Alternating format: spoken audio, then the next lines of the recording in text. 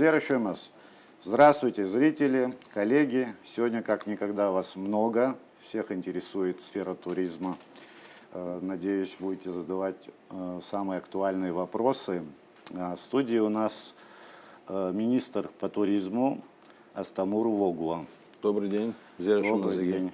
Журналисты, я думаю, зададут вопросы, самые актуальные. Вначале я тоже задам вопрос. Сейчас уже можно подвести какие-то итоги, потому что уже вот проходит, наверное, самая активная стадия курорта. Вот, что можно сказать на сегодняшний день?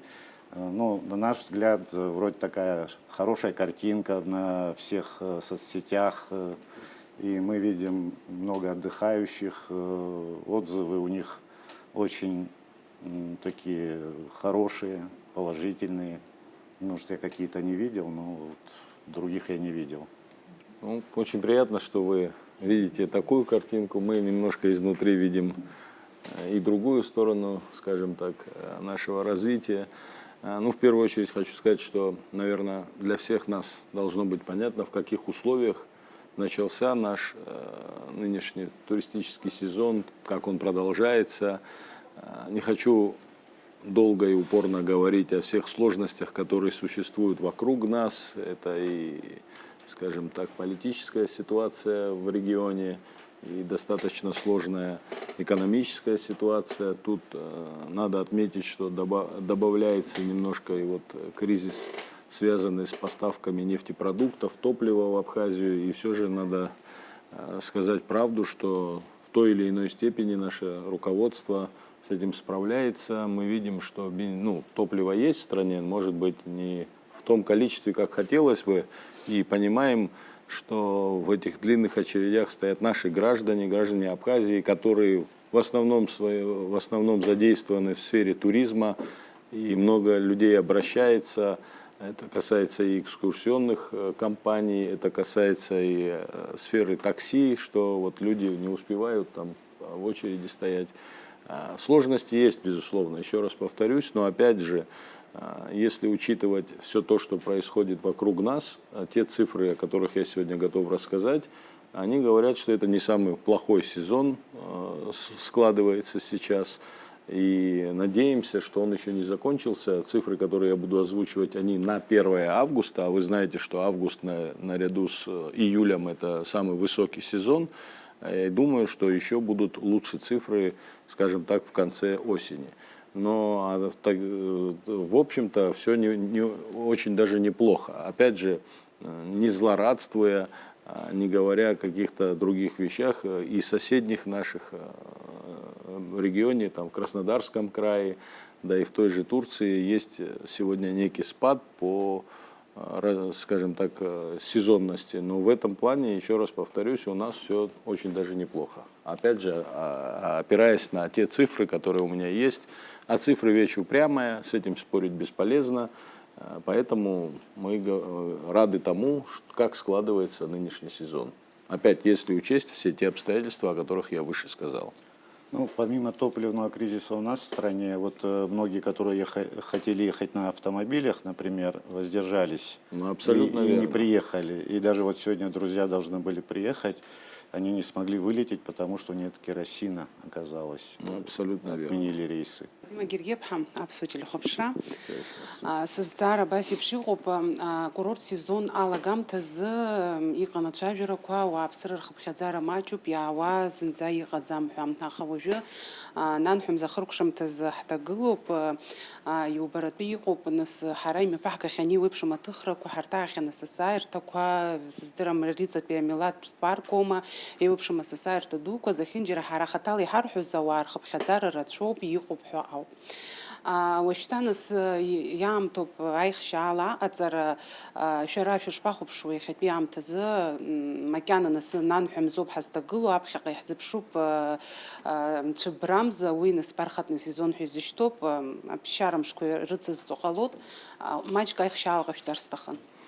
Ну, табу пасар азыҳәан, ишышәҳәаз еиԥш, ҳаналагоз, сезон аналагоз, хәыҷӡак ауадаҩрақәагьы аман, атуристцәа убысҟак ирацәаӡамызт, аха уажәы дара ибзиоп хазгу ябот, цифра кваги ус ярбоп, убриахнот, херас это хузи сезоном политика яд халоп избод жларбжарат по глазаща шалаз убриахнот ханалагос худжак ибзиат замыз цифра кваха уже дара ибзиоп хазгу янагут избанзар уже афонома рицома асасаер такварома дара ицгам ирхила ярбо цифра дара ибзиоп хазгу.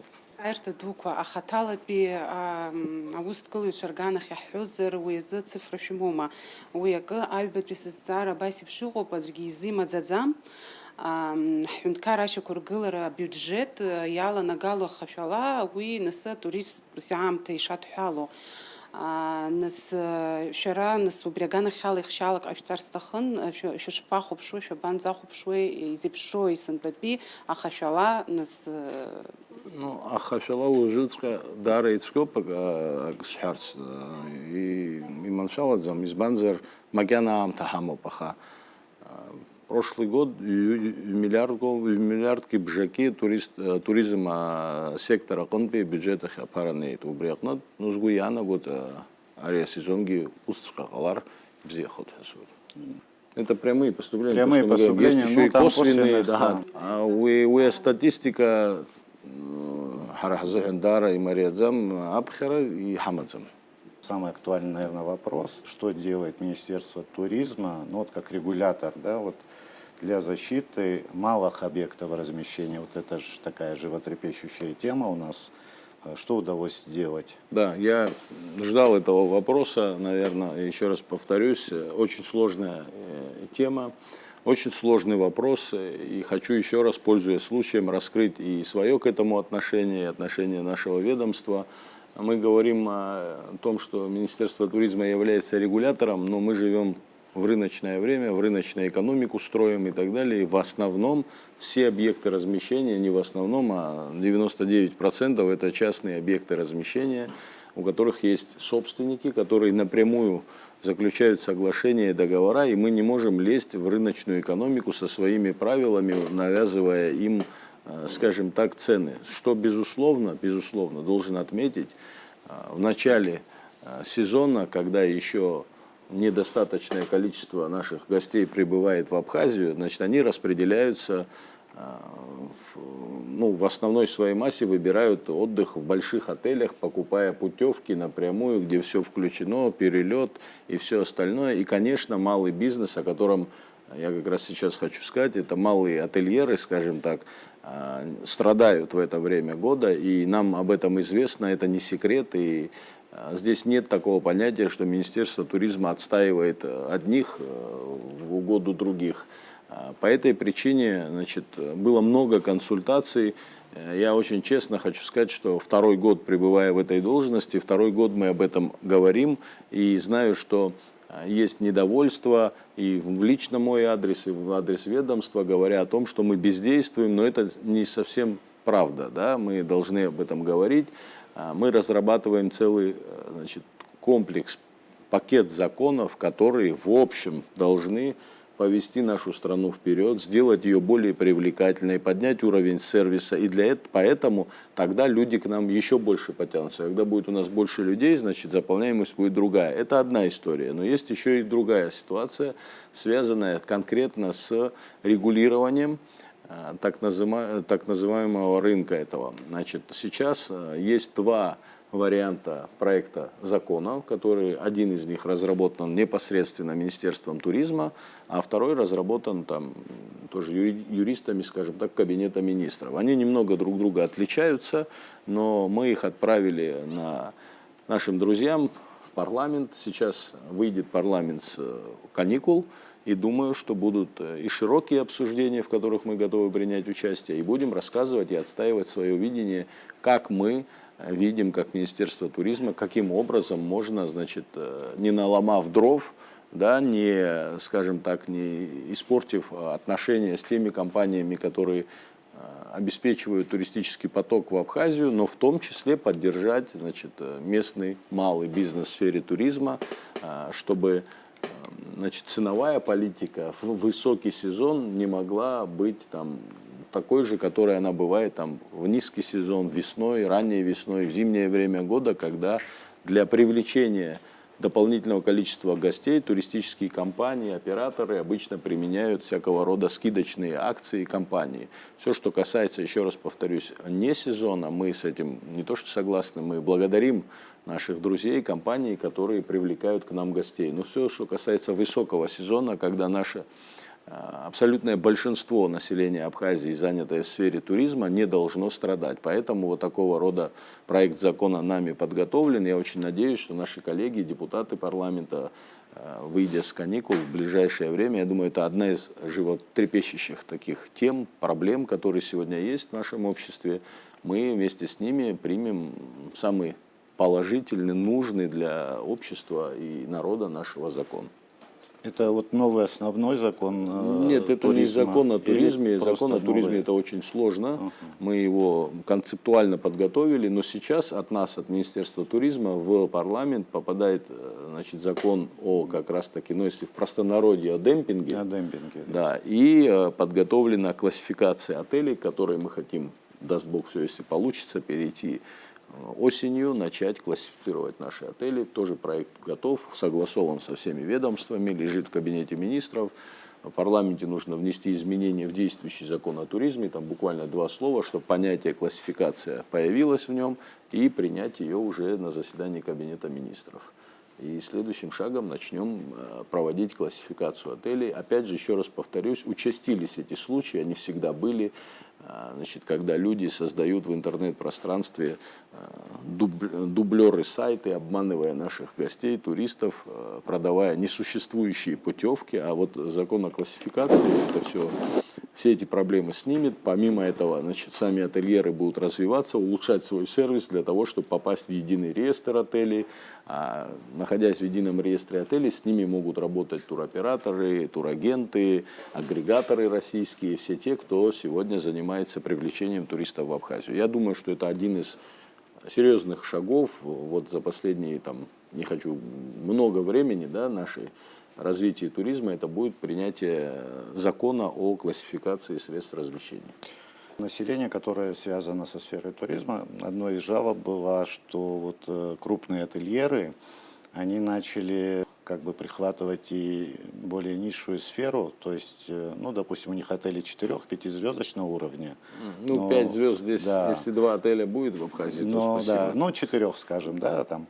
Но вот и они еще начали прихватывать, допустим, уровни там 2-3-звездочные, да. Вы Ну, имеете в виду по ценовой категории? да, по ценовой категории, но этому как можно сопротивляться? Ведь не запретишь крупному ательеру строить и такого типа Ну, отелей. смотрите, мы же говорим о высоком сезоне. Здесь мы просим, ну, в нашем проекте закона, одно из видений нашего, значит, есть фиксированная цена, когда, допустим, собственник отеля заключает соглашение с крупным туроператором, он на 200 дней отдает по одной цене свой отель.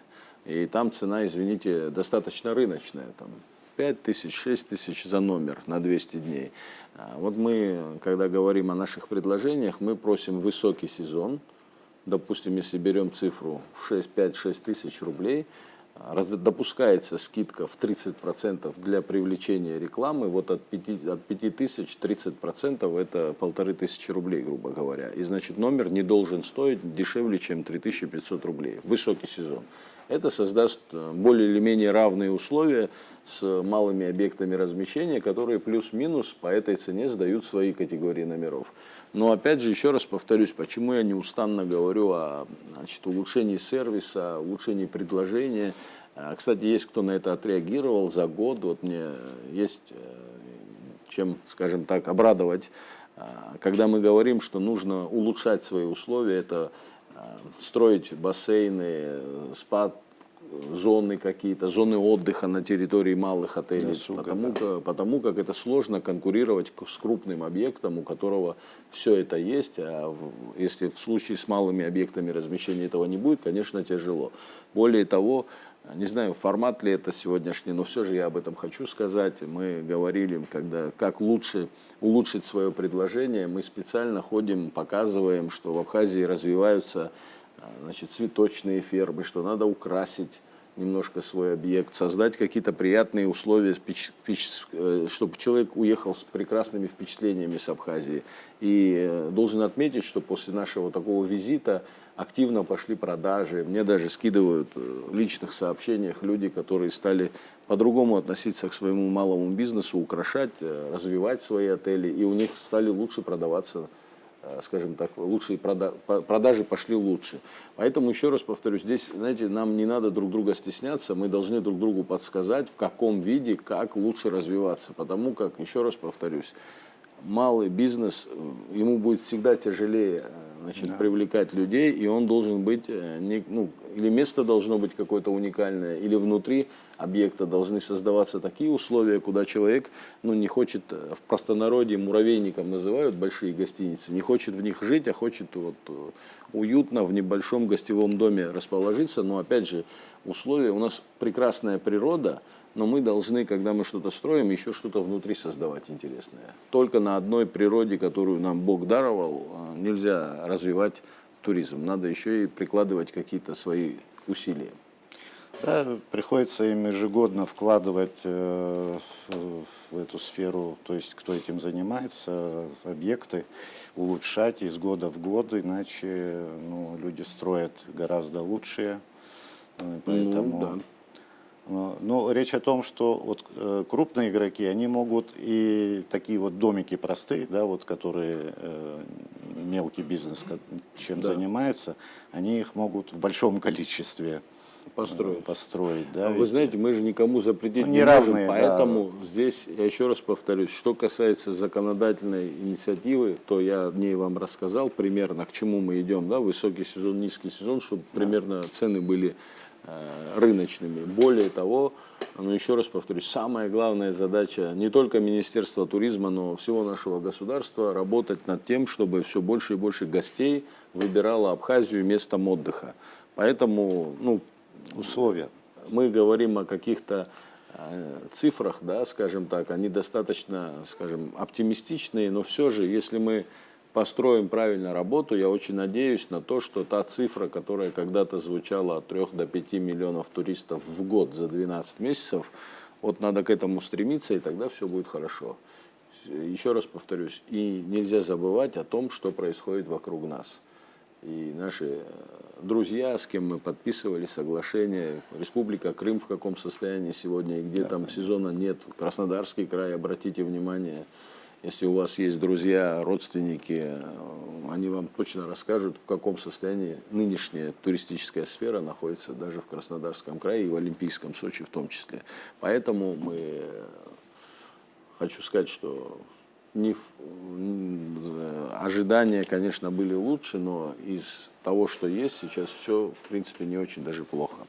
К этому вопросу еще реальную статистику удается ввести? Сколько да, конечно. приезжает? Смотрите, я готов сейчас во-первых, в первую очередь, что я хочу сказать. С прошлого года мы стали давать цифру 3 раза в год. Это первое, значит, на 1 августа, потом на, скажем так, на 1 октября. И следующая цифра у нас будет уже в январе месяце, когда мы подсчитаем весь год. Потому как в Абхазию, благодаря работе крупных компаний разных, стало приезжать и вне сезон много людей. Да? Мы видим, что прошлый октябрь был прекрасным, даже ноябрь. И таким образом мы хотим подбить за год цифру. Но если говорить о нынешнем состоянии, на 1 августа, например, 10 крупных туроператоров российских, те цифры, которые нам дают, они достаточно хорошие. Это 456 917 человек, только туроператоры. Более того, у меня сейчас на данный момент есть цифра от одного агрегатора, это всем известный агрегатор «Островок», дает 200 тысяч. То есть сегодня мы подтвержденно можем сказать, что у нас 600, почти 60 тысяч человек уже отдохнуло в Абхазии на 1 августа. Плюс мы сейчас ведем переговоры, цифр нет пока по другим агрегаторам, крупным российским, таким как Яндекс путешествий, Авито и так далее, где цифра будет гораздо больше, на мой взгляд. Поэтому, еще раз повторюсь, цифры прошлого года и этого года могут отличаться, безусловно, но я уверен, что это будет не провальный сезон, а он плюс-минус по году, думаю, что будем примерно в том же диапазоне. еще раз хочу вот здесь, чтобы мы друг друга услышали и поняли, это цифры только туроператоров и одного агрегатора. А здесь есть масса людей, которые приезжают без услуг туроператора, без услуг агрегаторов, к своим друзьям уже годами, которые приезжают. Здесь нет еще 2-3 серьезных цифр по агрегаторам, которые пока не успели дать данные. Поэтому вот 456,5 тысяч это туроператоры и 200 тысяч один агрегатор «Островок». А что вот у нас остальные сегодня есть. индивидуально, Ну, которые их приезжают, очень сложно сколько просчитать. примерно вот бывает? В В процентном соотношении к Мы этому? эту цифру не имеем, потому что такой статистики не ведется на государственной границе. Это очень сложно. Еще раз повторюсь, все, что касается статистики, к большому сожалению, из года в год мы об этом говорим, но есть проблемы по границе. Да? Мы не считаем людей, которые пересекают границу. Поэтому мы берем данные в основной своей массе от туроператоров, которые прислали нам сюда людей, потом агрегаторы, и следующий этап – это экскурсионные компании, которые занимаются привлечением, то есть экскурсиями из Большого Сочи. Потому как тяжело судить о цифрах посещаемости Рицы и Афона, если это могут быть одни и те же люди, отдыхавшие в Абхазии. Но когда мы говорим о компаниях, которые занимаются однодневными турами экскурсионными, там, конечно, цифры другие. Вот если мы скажем по, допустим, Новоафонской пещере, по Рице, еще раз повторюсь, вот на Рице, например, практически не упала цифра с 25 года, да, а фонд чуть-чуть просел. Ну и там есть проседание, но еще раз, если мы говорим про однодневного туриста, мы понимаем, что если сезон в городе Сочи или в Краснодарском крае, скажем, в Большом Сочи, так скажем, неуспешный, то от этого, конечно, страдает статистика людей, которые посещают однодневным экскурсантам нашу с вами республику. Поэтому небольшое проседание есть, но не критичное. Ну, вот на Афон, например, прошлый год на 1 августа это было 292 тысячи, сейчас там 226 тысяч. Ну, то есть, извините, пожалуйста, Новоафонская пещера сегодня 226 тысяч, а за аналогичный период 25-го 236, 10 тысяч отставания. Если мы говорим по Рице, было в прошлом году, значит, 296 тысяч человек на 1 августа, на данный момент 292 тысячи, 4 тысячи проседаний. Я думаю, что это не такой большой показатель, чтобы сказать, что сезон не удался. Но в то же время, безусловно, мы надеялись на гораздо более приятные цифры. Могу также сказать, что с 1 июля есть у нас такая статистика, по конец сентября все поезда, которые следуют в Абхазию, 95% билетов, это данные АЖД, были проданы, их нет, поэтому у нас и в августе, и в сентябре, до конца сентября будут гости, которые посещают Абхазию по линии железной дороги. Аэропорт хорошую динамику показывает. Вы знаете, что количество рейсов увеличилось, география, значит, полетов увеличивается. Другое дело, что те сложности, о которых мы говорим сейчас, это топливо в первую очередь, это вот всякого рода введение ограничений на вылеты, на прилеты. Благо у нас в Абхазии этих ограничений нет, но гости, которые вылетают с разных городов России, зачастую рейсы задерживаются, и мы с этим как-то должны справляться. Надеюсь, что это не повлияет серьезно, еще раз повторюсь, на весь наш сезон. Ну и должен, конечно, отметить, очень важно, знаю, что об этой теме много говорят в стране, но я хочу, во-первых, поблагодарить всех тех людей, кто занимался и занимается сегодня, значит, организацией разного рода мероприятий в Абхазии. Это так называемый событийный туризм. Я должен отметить, что это не абхазское ноу-хау, не надо к этому так относиться, не мы это придумали. Даже самые развитые туристические страны в мире проводят мероприятия, которые должны привлечь гостей на тот или иной курорт. Я могу привести массу примеров от Турции до Испании и с Италии, которые проводят фестивали, крупные мероприятия, концерты для того, чтобы привлечь дополнительное количество людей. Знаю, что, еще раз повторюсь, государственных, скажем так, на первом этапе государство, безусловно, поддерживало все эти фестивали, проводящиеся в Абхазии, но сегодня лично знаю ребят, которые участвуют в разного рода грантовых программах, побеждают в них, получают эти гранты и на гранты организовывают такие фестивали. Что мы, безусловно, как Министерство туризма, когда люди подают заявки, мы подписываем ходатайственные документы, что мы рады тому, что вот такая сфера у нас развивается. Поэтому без ложной скромности скажу, что мне кажется, это одно из правильных направлений, которое поддержано всем нашим государством, за что лично хочу выразить благодарность нашему президенту Бадре Зурабовичу. Мы недавно как раз об этом говорили, что планируя этот сезон, имея представление о тех сложностях, с которыми можем столкнуться, все те мероприятия, которые были организованы, безусловно, стали неким стимулом для того, чтобы еще больше туристов приехало в Абхазию. Ну, например, наши друзья из Большого Сочи говорят, что нам приятно отметить, что Абхазия стала некой культурной столицей разного рода мероприятий, которые мы сами, сочинцы, говорят, даже не гости, не туристы из центральной части России, приезжаем в Абхазию, чтобы посетить интересные концерты, выставки, значит, программы ваши, которые вы организовываете. Я небольшой пример приведу. В Абхазии недавно состоялся концерт известной европейской группы «Маранди», да? И вы видели, какое количество людей было на стадионе. Лично знаю три семьи, точнее, так выражусь, которые из Краснодара приехали на 3 дня в Абхазию, чтобы посетить концерт. Так как в Сочи билеты были дороже на этот концерт, ограниченное было пространство, и билеты за это были дорогие. А у нас был стадион, и цены были приемлемые, и люди выбрали Абхазию, чтобы еще 2 дня здесь отдохнуть и сходить на концерт. Вы видели те мероприятия, которые сегодня видите, проходят в Абхазии. Еще раз повторюсь, это не только, точнее, зачастую это не государство, а инициативные ребята, компании, которые привозят к нам вот такого уровня, значит, артистов. И это способствует, еще раз говорю, увеличению туристического потока. Это способствует, в первую очередь, презентации нашей страны, продвижению нашей страны. И это не может не радовать. Я вообще хочу отдельно поблагодарить их всех. И думаю, что у меня будет на это время в конце сезона, без сегодняшней рекламы, без имен этих ребят, мы, как Министерство туризма, хотим их поблагодарить за ту работу, которую они проделали. И знаете, это очень приятно, что мы идем в ногу со временем, развиваемся.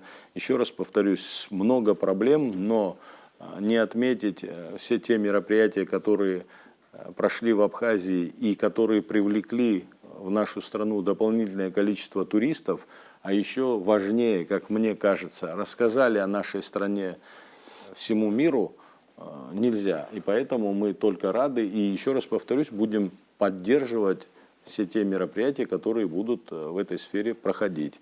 И событийный календарь мероприятий, который нами был составлен на 26 год, пусть из-за разного рода причин не все мероприятия удалось реализовать, но я абсолютно уверен, что в 2027 году мы продолжим в том же духе и надеюсь, что это будет вот развивать и, еще раз говорю, презентовать нашу страну в целом в мире.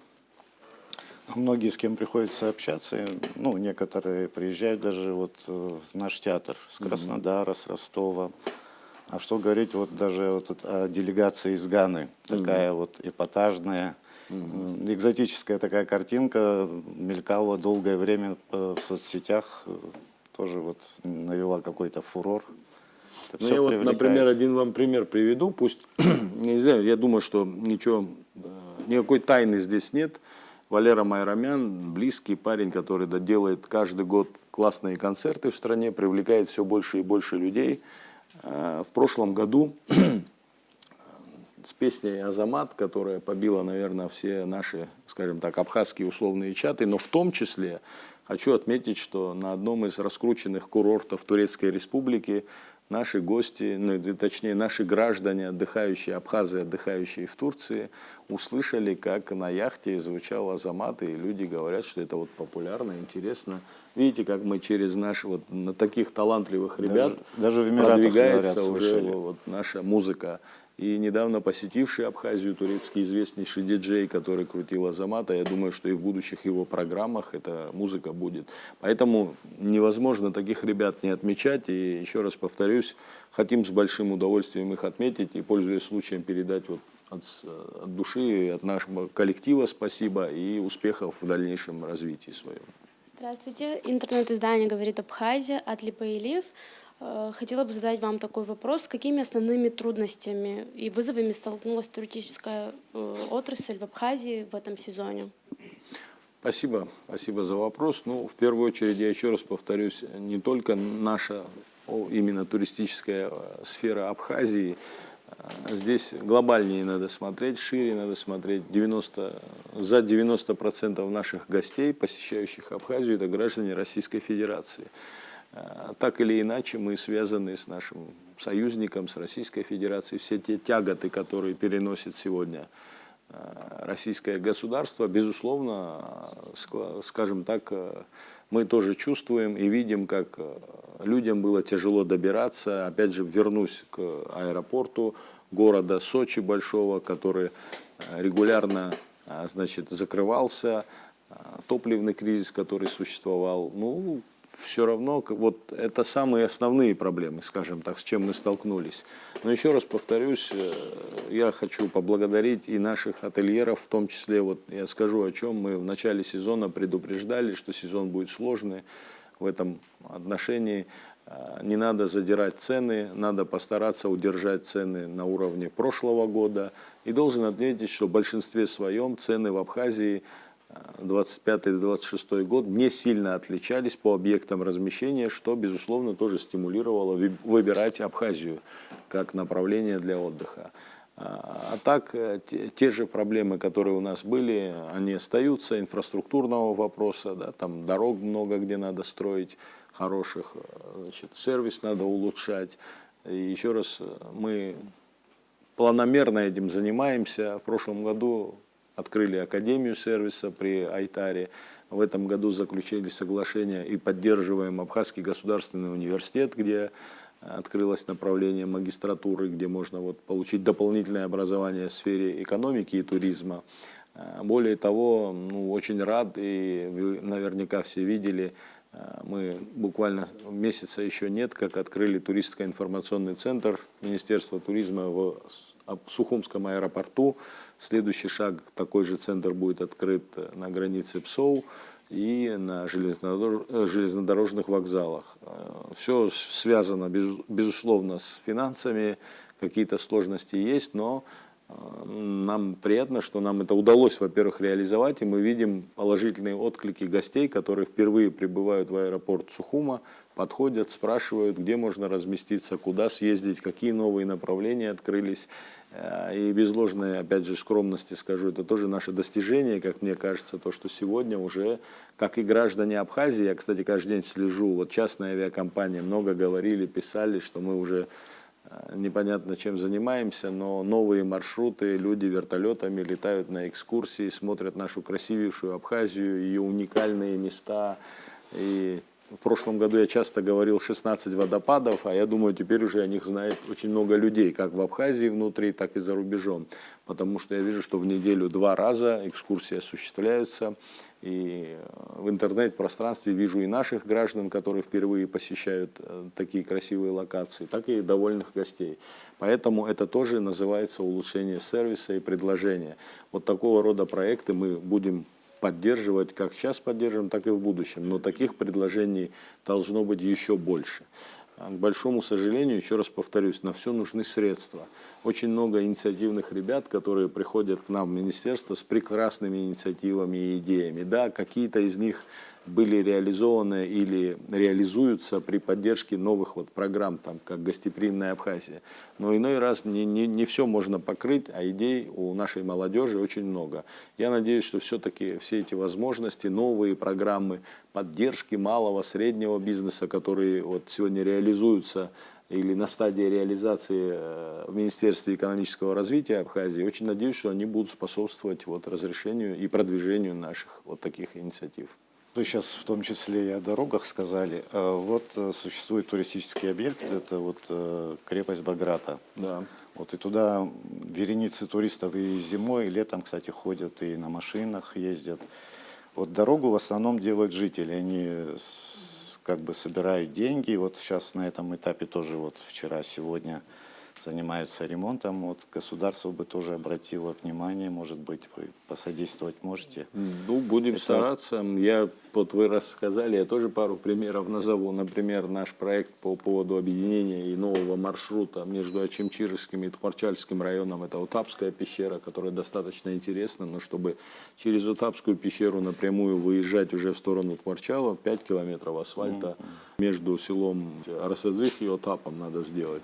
Больше вы сейчас назвали здесь Сухумскую местность. Здесь маленькое расстояние. Сухумский район назову вам. Это вот мост Беследский, Венецианский, здесь же ГЭС, здесь же еще каньон, оказывается, тоже. Вот очень интересные места. Здесь не дорога, здесь больше инфраструктуру надо привести в порядок, современно подсветить, зоны отдыха расположить, потому как, я обращаю внимание, сюда не возят экскурсионные группы, сюда туристы наши с вами приезжают сами.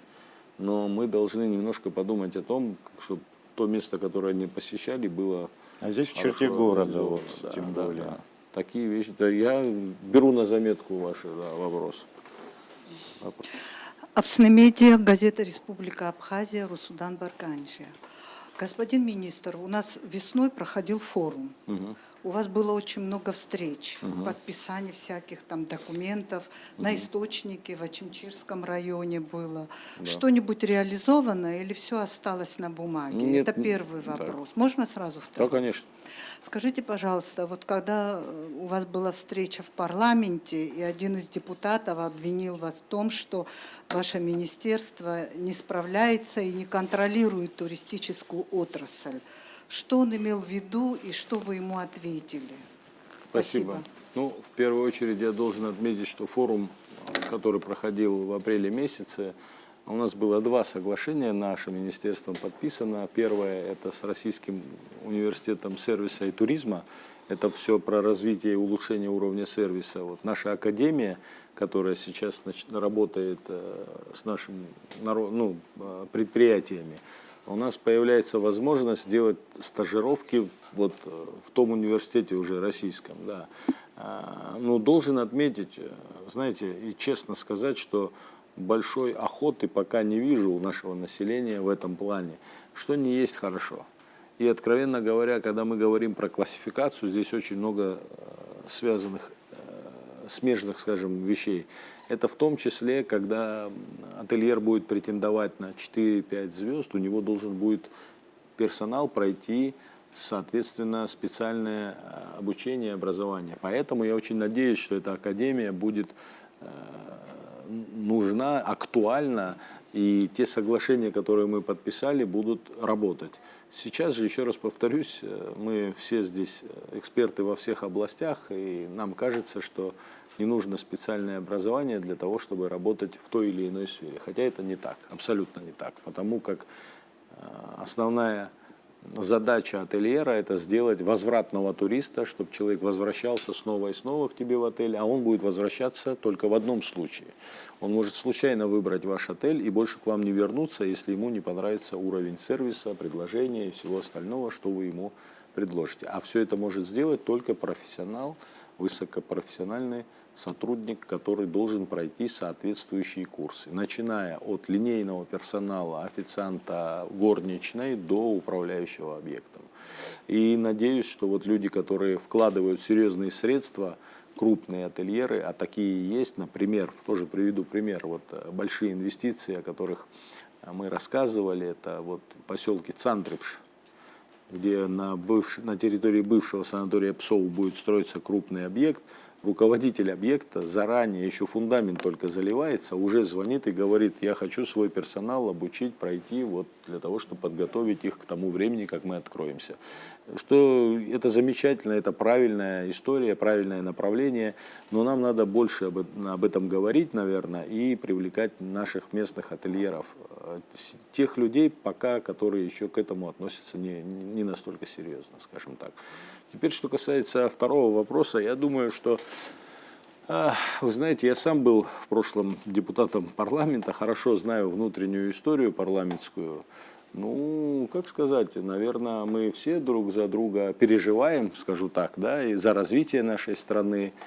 Просто переживаем мы по-разному и преподносим наши переживания по-разному.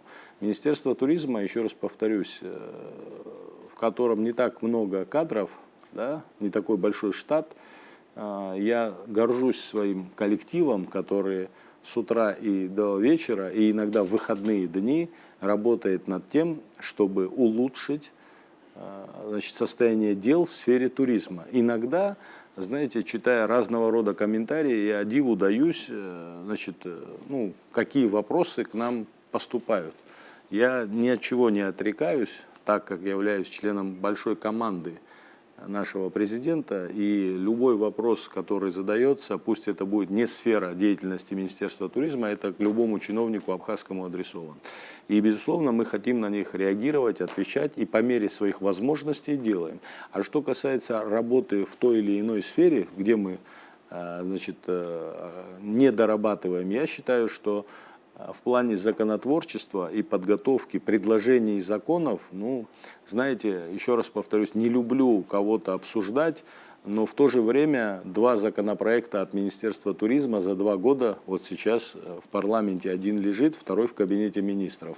И, по-моему, о законе о туризме в Абхазии говорят 30 лет, как сотрудники министерства, так и, значит, действующие или прошлые депутаты парламента, но что-то я не слышал, чтобы кто-то какой-то закон предлагал в этом отношении. У нас есть 2 предложения, выйдя из каникул, коллеги будут, наверное, осведомлены, посмотрят, и очень надеюсь, что и свое видение отразят в законах, и, наверное, еще лучший закон какой-то примут наши депутаты парламента. Так что вот так я бы хотел ответить. Высокоинтеллектуальных комментаторов у нас очень много. А насчет вот подготовки специалистов, здесь можно отметить, что вряд ли искусственный интеллект отобьет эту сферу.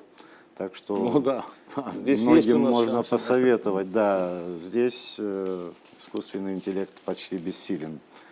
Так что эти профессии будут еще долго. Анжела Бучубери-Атас.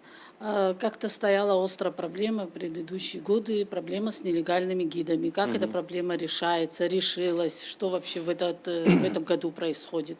И еще второй вопрос. Вы вскользь упомянули про авиационные экскурсии. Ну, правильно называется. Расскажите немного про вот этот вид Да. туризма, который вот сейчас вот он очень набирает обороты, очень интересный. И еще, вот вы говорили про дорогу к замку Баграта, я хочу сказать про дорогу, ведущую в Тхварчал. Начиная от Беслохубского поворота, она уже вся рассыпалась, и порой встречаю на дороге туристов, у которых то 2 колеса отлетело, то еще что-то, потому что такие дороги у нас. Может, вы посодействуете тому, чтобы сделали эту дорогу, или включили в ближайший план, потому что Восточная Абхазия тоже развивается уже. Спасибо.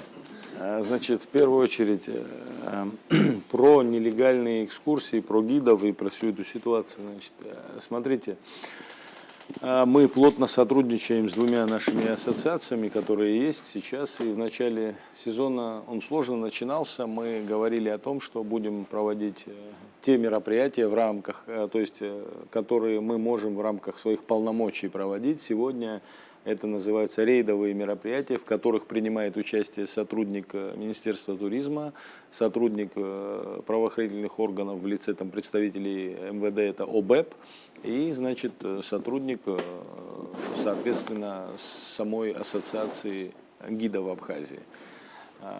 Цифры звучали разные, какое количество нелегальных экскурсоводов в Абхазии работает.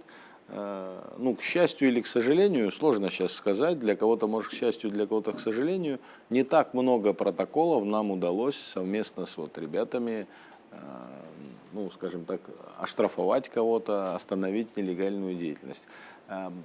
Сложно сказать, с чем это связано, я не хочу никого укорять в каких-то там разного рода суждениях, но мне говорили о других цифрах, что будет очень много таких нелегалов, кого вот надо вот остановить, кто нелегально проводит экскурсионную деятельность в Абхазии. Ну, цифры совершенно иные. Еще раз говорю, там 8 или 10 протоколов за... Ну, не за все лето, когда мы там с июля месяца начали работать, в неделю там 1 раз.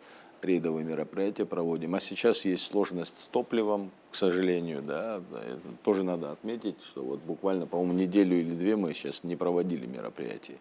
Но мы этой работой занимаемся. Я просто вот хочу что отметить, что я говорил нашим друзьям, ребятам молодым, которые занимаются в этой сфере работой.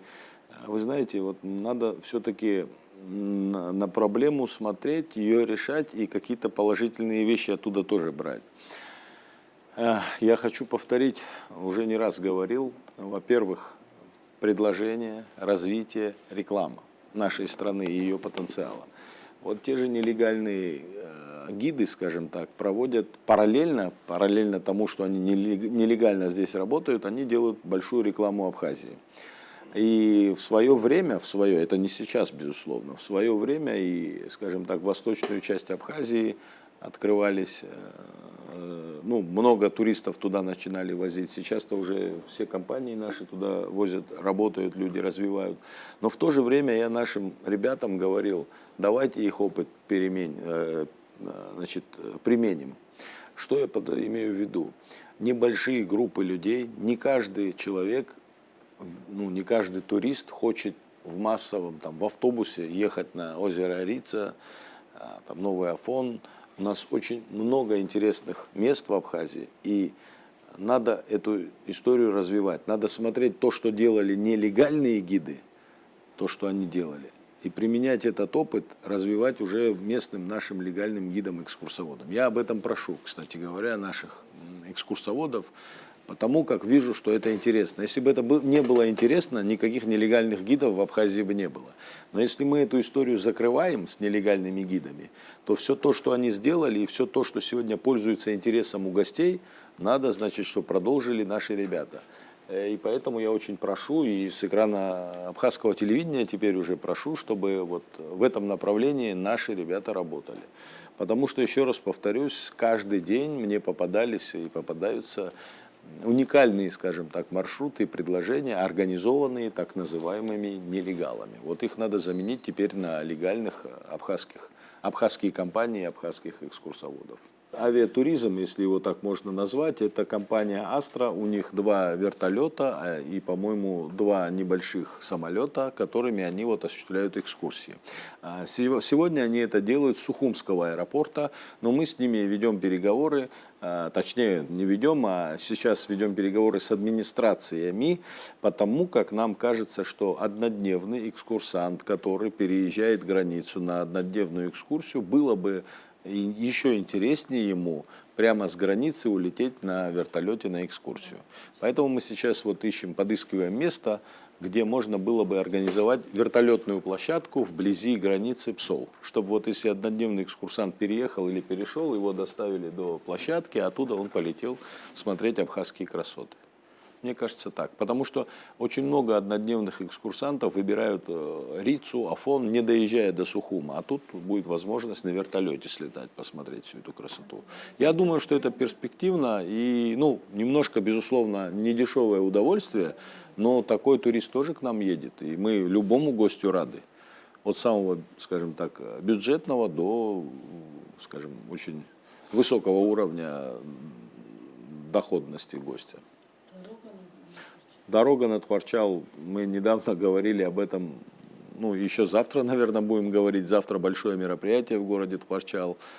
И думаю, что и с главой будем говорить, и с руководством страны. Я еще раз повторюсь, я смотрел более тот маршрут, о котором я говорил, но сама центральная дорога, мы тоже знаем, в каком, к сожалению, состоянии. Ее давно достаточно не ремонтировали, а иногда, знаете, эти ремонты из года в год, они уже не дают такого результата. Наверное, нужно говорить и будем говорить о современном покрытии полностью новом, которое заслуживает наш город и жители города Тхварчал. И в том числе туристический поток, который растет ежедневно. Кстати, хочу вам сказать, что вы знаете, что дорожная инфраструктура, в том числе железнодорожная, если мы говорим про электропоезд Диоскурия, развивается, да, и даст Бог, следующий год это будет аэропорт или город Чамчира, то наше видение, как Министерство туризма, мы о нем говорили, и я с удовольствием еще раз повторюсь, мне кажется, что также надо продлить этот маршрут до города Тхуарчал, железнодорожный. Раз у нас есть пути, в 2 местах там надо их восстановить, где были переезды. Я думаю, что туристический поток еще больше вырастет, когда будет вот железнодорожное сообщение в виде электропоезда до нашего красивого города Тхуарчал. Потому как вы видите, что Диаскурия какой популярностью пользуются. Это субсидированные сегодня билеты. Совершенно точно, что дешевле, чем на электропоезде Диаскурия, добраться до Адлера или Сочи никак невозможно. Поэтому, мне кажется, если ветвь железной дороги дойдет и до города Тхуарчал, а раз она у нас есть, ее надо всего лишь подремонтировать, привести в порядок Тхуарчальский вокзал, и думаю, что еще большее количество гостей будет посещать наш славный город-герой Тхуарчал. Какие перспективы морского сообщения? Морское сообщение, как вы знаете, субсидируется. И поэтому, опять же, повторюсь, это совсем не рыночная цена 2800 рублей, которая сегодня есть у нас. До конца этого сезона будет работать. Будем надеяться, что и в будущем году. Это комету. вы Это имеете в комету виду? я имею в виду, да. Другого сообщения морского у нас пока нет, да. Ну, у нас проглядываются такие тенденции, что вот отдых расширяется, вот сезон движется к круглогодичному. Вот что для этого делается? Что делается для привлечения инвестиций в туризм и особенно вот в восточную часть, развитие восточной части? Ну, смотрите, вы наверняка слышали, опять же, про тот объем возможностей в виде, скажем так, окрашенных или выделенных денежных средств по линии кредитования льготного, который на Абхазию выделен, да, в этом году. Я, честно говоря, этим занимается Министерство экономики. Мне сейчас сложно сказать, какая выборка, какие проекты там есть, но в то же время знаю немало идейных, скажем так, вдохновленных ребят, которые пишут такого рода проекты по строительству разного рода комплексов туристических в восточной части Абхазии. И, кстати, на одном из мероприятий должен отметить, что спикером был, вот про восточную часть сейчас скажу, спикером был губернатор Краснодарского края, и он такую фразу сказал нам, представителям Абхазии, что очень приятно наблюдать, что у вас могут, ну, вы еще не испортили прибрежную часть восточной части Абхазии, не застроили ее хаотично, поэтому вам нужен генеральный план развития, скажем так, восточной части Абхазии, который, значит, не допустит всех тех проблем, с которыми столкнулся Краснодарский край за, скажем так, 30-летнюю историю. Поэтому, еще раз повторюсь, там даже звучали мысли, что 500-метровую зону первую ни в коем случае нельзя разрешать строить никаких частных домов и так далее. Это должна быть зона, где будет коммерция, бизнес, который будет вследствие содержать наше государство в виде прямых поступлений налоговых, в виде рабочих мест. И если говорить даже за всю нашу страну, то, конечно, у нас пока вот есть перспектива правильно, не хаотично, грамотно развить именно восточную часть Абхазии. Комплексно. И да, комплексно. Я очень надеюсь, вы знаете о тех, ну, здесь цифры могу даже приводить, что термальные источники, как, значит, развиваются в Абхазии. Был один, появился второй. Значит, появившись новый объект, он стал более современным, значит, пошли инвестиции в первый. И сегодня мне приятно, что вот эта конкуренция существует. За счет такой конкуренции растет уровень сервиса. И это все, безусловно, будет отражаться и на туристических потоках, и на предложении, и на отзывах, и впечатлениях, которые будут увозить наши гости. Поэтому, конечно, есть проекты разные, и в том числе, если помните, мы, выступая, там, предлагали там, и про горнолыжный курорт поговорить. Мы его видим, ну, например, я говорил о Тхуарчальском районе, есть предложение и по западной части Абхазии, но в Тхуарчальском районе я знаю, что ребята уже своими силами, значит, там 12 километров асфальтированной дороги осталось до этого места, где может развиваться горнолыжный курорт, и какие-то элементы, скажем так, такого курорта они своими силами пытаются сделать. Свет проводят сегодня, дальше будет дорога. И очень рад, что такая инициатива есть. И будем надеяться, что вот этот проект Главное тоже станет... начать. Да, главное начать. И абсолютно точно уверен, что в восточной части Абхазии нужен вот такой большой проект, вокруг которого все остальное будет развиваться. Это вы уже о круглогодичном. Ну, если говорить о переходите. круглогодичности, еще раз хочу повториться про событийность, про мероприятия, которые, безусловно, привлекают все больше и больше внимания и, значит, вследствие выбирают местом отдыха нашу страну. Опять же, наверное, уже не раз говорил, но еще раз повторюсь, это вот помните цифры мы приводили, где в 2 раза статистика повысилась посещаемости объектов показа во время проведения фестиваля «Мандарин». Такие же разные фестивали еще есть, которые осенью будут проходить. Я очень надеюсь, что, еще раз повторюсь, наше население с пониманием будет к этому относиться. И для чего это делается? В первую очередь для того, чтобы привлечь дополнительное количество гостей в страну, что, безусловно, будет способствовать росту и занятости населения, и доходов. И мы не можем жить только 3 месяца в году, а все остальное время надеяться, когда же придет новый туристический сезон. Нам надо стремиться к тому, чтобы в гости в Абхазию приезжали в любое время. Туда же вот, наверное, И по комплекс... инвестициям, да, я вот не ответил по поводу инвестиций, Гарик. Хочу сказать вам, что у нас надо отдать должное работе наших предшественников и коллег сегодняшних что по вопросу привлечения инвестиций. Ну, например, Цандрипш — это 18 миллиардов рублей. Как вы думаете, это серьезный объект? Очень серьезный. Какое количество людей задействовано уже сейчас в строительстве? Какое количество компаний продает сегодня разного рода инертные и другие материалы для строительства? Это же ну, такое сложное слово, мультипликативный эффект, но на самом деле он существует. Хотим мы в это верить или нет. Поэтому, еще раз повторюсь, очень важно, весь мир борется за привлечение инвестиций, и, ну, в том числе потому, что ни одних бюджетных средств, ни одной страны недостаточно для того, чтобы самим все развить. В нашем же случае вы знаете об всякого рода ограничениях, да, и международных, и по поводу привлечения средств и так далее. Это все-таки связано и с, скажем так, нашим статусом, пока до конца не отрегулированным, да, и не выстроенным отношением с мировым сообществом. Но сейчас, конечно, мы надеемся на наших друзей, соседей, на Российскую Федерацию и на бизнес Российской Федерации, который плохо-хорошо сегодня развивается в Абхазии. Есть хорошие примеры, которые, об одном из них я сказал, можно сказать и по восточной части Абхазии, там, в конце концов, 2-3 года назад не было ни одной большой гостиницы в Очамчире. Сегодня она есть. Сегодня есть там разного рода глэмпинги, которые развиваются. Но вот в таком ключе мы должны развиваться. Больше вам скажу, у нас остро стоит вопрос в будущем году 60 лет нашему единственному государственному объекту, курорту Пицунда. Думаю, что как наши граждане, так и туристы понимают, о чем идет речь. Уникальное место, шикарные пейзажи, чистейшее море, великая пицунская сосна. Ну, вообще красота и атмосфера этого места. Место должно быть совсем, то есть объект должен выглядеть совершенно по-другому. Но еще раз повторюсь, есть ограничения у нас с финансированием, с государством, ну, тяжело.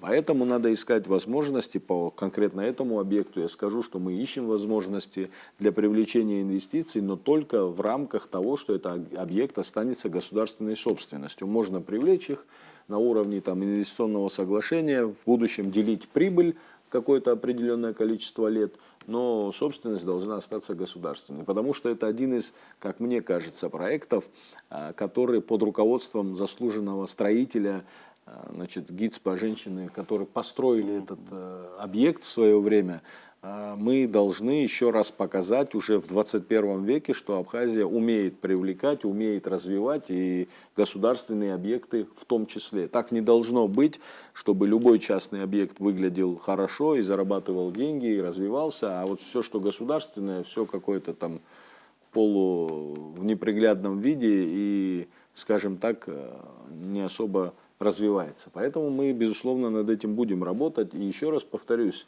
мы не должны этого бояться. Все должно выглядеть прозрачно, чисто, честно.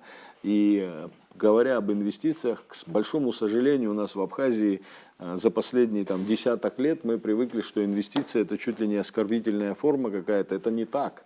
за инвестиции борются, за инвестициями ездят по всему миру на форумы, проводят форумы для того, чтобы Вот Восточная развивать, Абхазия не очень требует, улучшать востребована. условия. Безусловно, нужны. Они не Очень. только на Востоке нужны, но, еще раз повторюсь, очень надеюсь, что при правильной стратегии планирования и наше население должно понять, что это только во благо нашего государства. Никто отсюда ни одно здание не увез, в конце концов. Все, что у нас есть, и то, чем мы гордимся сегодня, а это и Сухумская набережная, это объекты, которые стоят там, ну, и действующие, и не действующие. Это и курорт Гагра, о котором мы говорим. Ну, принц Ольденбургский, наверное, если на сегодняшний день перевести, это современный богатый инвестор, который построил нам курорт, чем мы сегодня гордимся и развиваем нашу страну вокруг этого курорта. С этого все и начиналось. Появятся наследники, Ну, объявятся. наверное. А вот рядом санаторий Абхазия, он государственный еще или уже приватизирован? Санаторий. Дом Дом отдыха, отдыха, да, если я не ошибаюсь, он не государственный. Нет, разве? Частный, по-моему, частный. Да. По-моему. я Был не могу- государственный, но что-то там не видно движения никакого. Нет, я не могу сказать. Насколько мне известно, он частный. Ну, может, я ошибаюсь. Да? Айтар государственный. Айтар государственный, Ну, вот который... хороший образец, он работающий хорошо. Ну, Пусть государство тоже покажет, что Нет, может. Айтар тоже будет возможности. Мы сейчас говорим об там, арендных отношениях для того, чтобы его еще улучшить, развить. Вот люди, которые занимаются, руководство, там идет вопрос о передаче в аренду, но учитывая то, что туда будут вложены большие деньги, и это будет соответствовать сегодняшнему дню. Вы же видите, у нас и по турбазе тоже есть объекты. Спасибо инвесторам, которые их привели в порядок, но не до конца. Это про санатории. Я надеюсь, что они, да, надеюсь, что они должны, конечно, выглядеть совершенно по-другому. И мы об этом говорим и с собственниками в том числе. Ну, вот говоря круглогодично, мы там пропустили, видно так, про оздоровительные центры, которые востребованы в отелях для того, чтобы круглогодичный был. Ну и бассейны подогреваемые, Да. вы говорили. Ну, я про бассейны, когда говорил, если Да. честно, может, это даже не нужно говорить. В Сухуми большое количество гостиниц, а бассейнов-то совсем мало.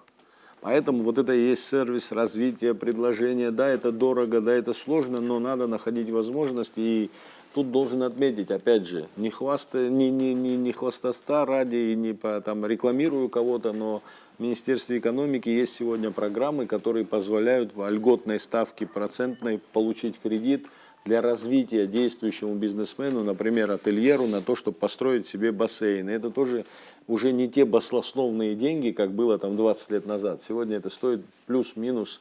Ну, Но вот эти программы кредитования бизнеса, наверное, дадут свой эффект. я уже и очень в надеюсь курортной на то, что, сфере. конечно, дадут. Потому что в основном все это вокруг курортной сферы и крутится. У нас уже по времени мы должны завершать. Кажется, всех вопросов важных коснулись. В любое время готовы на любые ваши вопросы отвечать. Можете обращаться прямо в министерство. Спасибо вам, коллеги.